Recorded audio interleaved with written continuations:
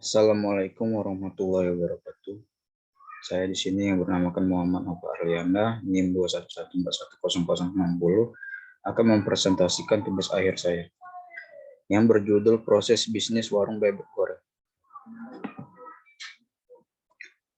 Bisnis makanan merupakan salah satu bisnis yang berkembang pesat dan memiliki potensi berkembang yang cukup besar. Keberhasilan sebuah bisnis makanan dalam memenangkan persaingan ditentukan oleh penerapan strategi pemasaran yang tepat serta hubungan baik yang dijalani dengan konsumen. Hubungan baik akan tercipta bila sebuah bisnis makanan mampu memberikan kepuasan terhadap kebutuhan, keinginan, dan selera konsumen. Dalam fungsi pemasaran, pelayanan yang berkualitas memegang peranan yang sangat penting. Kepuasan terhadap kebutuhan dan keinginan konsumen dapat tercapai dengan adanya kegiatan pemasaran. Untuk itu, kemampuan merumuskan dan menyusun program-program pemasaran yang tepat merupakan salah satu masalah utama untuk dalam menciptakan proses pertukaran antara produsen dan konsumen. Usaha-usaha menjaga kepuasan konsumen sangat perlu dilakukan. Kualitas pelayanan yang baik akan memberikan suatu dorongan kepada pelanggan untuk menjalin ikatan yang kuat dengan perusahaan dalam hal ini. Warung makan bebek goreng. Ikatan seperti ini dalam jangka panjang memungkinkan perusahaan untuk memahami dengan seksama harapan pelanggan serta kebutuhan mereka. Dengan demikian, perusahaan tersebut dapat meningkatkan kepuasan pelanggan di mana perusahaan memaksimumkan pengalaman pelanggan yang menyenangkan dan meminimumkan atau meniadakan pengalaman pelanggan yang kurang menyenangkan. Proses bisnis yang terjadi saat ini. Sistem penjualan pada warung bebek goreng ini masih dilakukan secara manual. Karyawan yang terlibat ada 10 orang yang terdiri dari kasir, staf pengadaan barang, koki, dan manajer. Proses bisnisnya adalah pelanggan melakukan pemesanan menu makanan kepada kasir. Pelanggan membayar transaksi tersebut dan kasir mencetak struk penjualan. Untuk pelanggan tertentu, kasir memperbolehkan untuk pembayaran kemudian menggunakan kredit. Bila pembayaran secara kredit, pelanggan dapat melakukan pembayaran keesokan harinya atau beberapa hari kemudian. Pada saat penutupan atau pergantian shift, kasir memberikan pertanggungjawaban kepada manajer. Diagram rich picture. Keterangan. 1. Pelanggan memesan menu yang diinginkan kepada kasir. Jika pelanggan membayar tunai, kasir mencetak struk penjualan.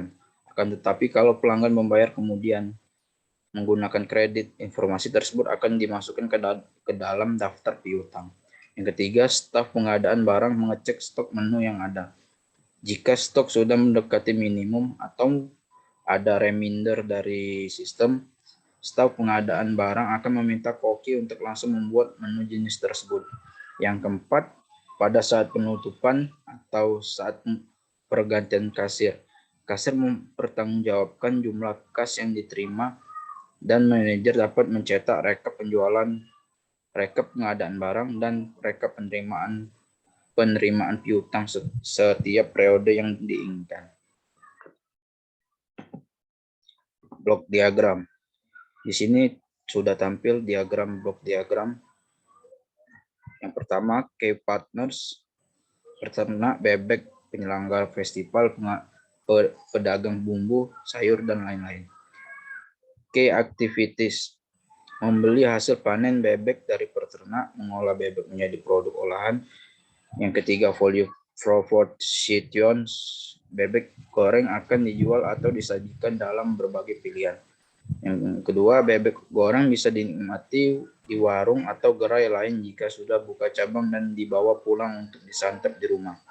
Yang keempat, customer relationship, potongan harga untuk 3 pembeli pertama. Yang kedua, potongan harga khusus untuk festival. Yang ketiga, berbagai promo untuk pembelian khusus melalui pemesanan online. Yang kelima, customer segments. Pertama, anak-anak. Yang kedua, pencinta makanan. Yang ketiga, wisatawan lokal. Yang keempat, mahasiswa. Yang keenam, key resource, lokasi yang strategis dan mudah dijangkau. Yang kedua, supplier bahan baku terpercaya. Yang ketiga, alat masak yang praktis dan modern. Yang keempat, pekerja yang kompeten. Yang ketujuh, channels. Yang pertama, media sosial. Yang kedua, festival kuliner. Yang ketiga, aplikasi pemesanan makanan online. Yang ke-8, cost structure. Yang pertama, pengadaan bahan baku. Kedua, pengadaan alat untuk memasak, gaji pegawai, biaya marketing, biaya kemasan dan packaging. Yang ke-9, revenue streams, modal awal pribadi, penjualan bebek goreng, penjual makan pendamping, sistem bagi hasil dan kerjasama jika sudah ada. Proses bisnis sistem yang diusulkan. Diagram konteks. Diagram konteks adalah sebuah diagram sederhana yang menggambarkan hubungan antara entiti luar, masukan, dan keluaran dari sistem. Seperti diagram di bawah, contoh diagram konteks, data pemesan, data pembayar, data kebutuhan kasir, data transaksi pelanggan, info pemesanan. Yang kedua, data flow diagram. Data flow diagram yang menggambarkan sistem sebagai jaringan kerja antar fungsi yang berhubung satu sama lain dengan aliran data dan penyimpanan. Tujuan digambarkan DVD adalah untuk mengetahui aliran data yang terjadi dalam sistem. Seperti diagram di bawah, pelanggan, data pemesanan, data pesanan, dipesan, data pemesanan, olah barang, data pembayaran, nota pembayaran, data pemesanan, data transaksi, data detail. Entity Rational Diagram. ERD adalah pemodelan data utama yang membantu mengorganisasikan data dalam suatu proyek ke dalam entitas-entitas dan menentukan hubungan antar entitas. ERD digunakan untuk memodelkan struktur data dan hubungan antar data.